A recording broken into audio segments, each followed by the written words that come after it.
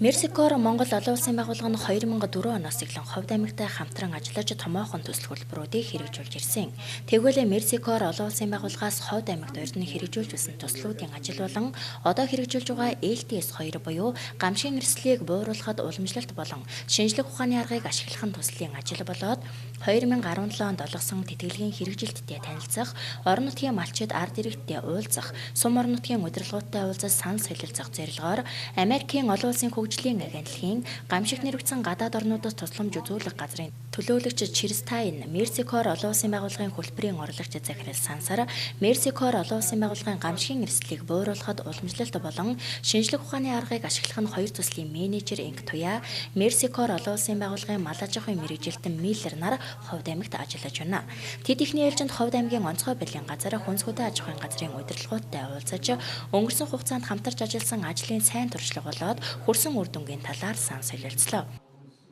За ерөнхийдөө Ховд аймгийн онцгой байдлын газар Мерсикоор олон улсын байгууллагатай хамтраад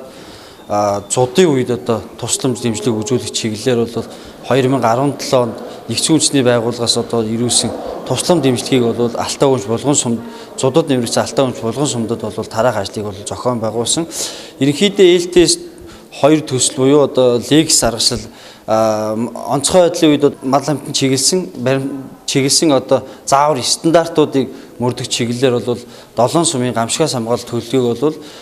шинжилэн боловсруулахад бол Лекс стандартыг бол зуудын гамшигын төрөл дээр нь бол Лекс стандартыг баримтлан одоо 7 сумын гамшигаас хамгаалалт төлөвлөгөө бол шинжилэн боловсруулсан байгаа. За энэ нь бол одоо ямар нэгэн байдлаар үйлчлэлт хүндрэх за 100 тохиолдох үед бол одоо 7 сум маань ерөнхийдөө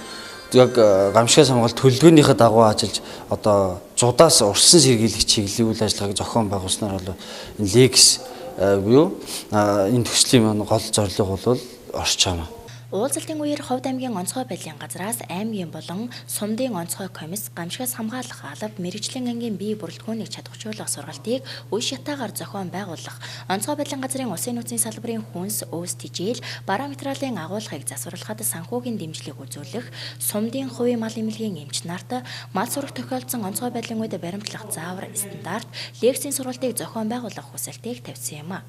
Ажлын хэсгийнхэн энэ сарын 16-наас эхлэн Ховд аймгийн Манхан, Дарив, Дөрвөн сумдад ажиллаж тус сумуудын нутаг тавьсан гүн үрмийн худагтай танилцах, бог малын мэлцэн өвчин гарсан үед хэрэгжүүлсэн арга хэмжээний талаар талуудтай уулзаж цаашид хэрэгжүүлэх ажлын саналыг сонсох юм а.